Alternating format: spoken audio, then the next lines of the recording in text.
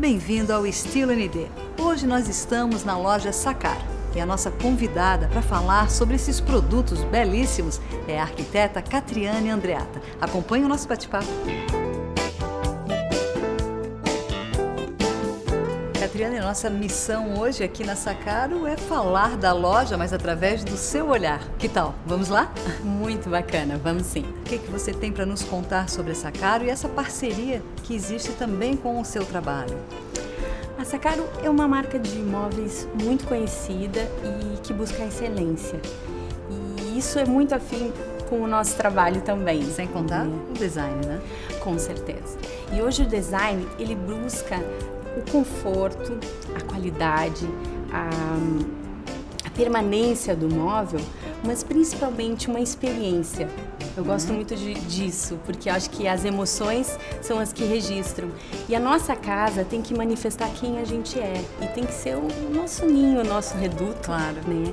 E os móveis da Sacaro, além da beleza, da estética, de estar sempre dentro da tendência, ele reflete isso. Um conforto, uma satisfação. E você leva não só para os seus projetos, né, os móveis da Sacaro, como também para o seu próprio escritório, não é? Sim. Na verdade, a gente fazem 6 meses que o Estúdio Ata abriu a sua sede, assim, para receber os seus clientes, os seus parceiros.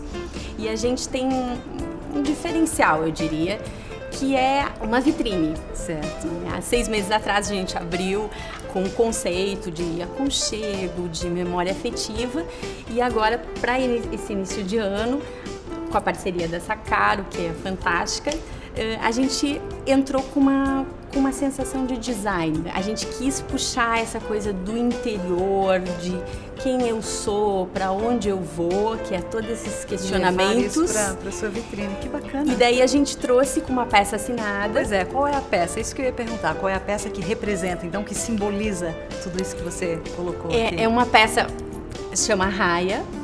É uma peça premiada da Sacaro, assinada. E o bacana é a gente estar levando, fazendo essa troca, né? Da nossa marca com a marca do parceiro, a Sacaro sempre do nosso lado, sempre complementando os nossos projetos. E vice-versa, né? Porque é uma via de mão dupla dos produtos assinados. Como você vê essa tendência? Eu acho super importante. Quando o cliente vê uma peça assinada, quando o cliente se identifica com uma peça assinada, ele agrega valor, ele vai... A gente conta a história do artista, né? Como esse produto chegou até ali e a casa dele começa a ganhar significado. E agora eu gostaria de saber um pouquinho da sua história. Há 7 anos atrás eu vim para Balneário. Primeiro investiguei o mercado, trabalhei com algumas marcas, enfim.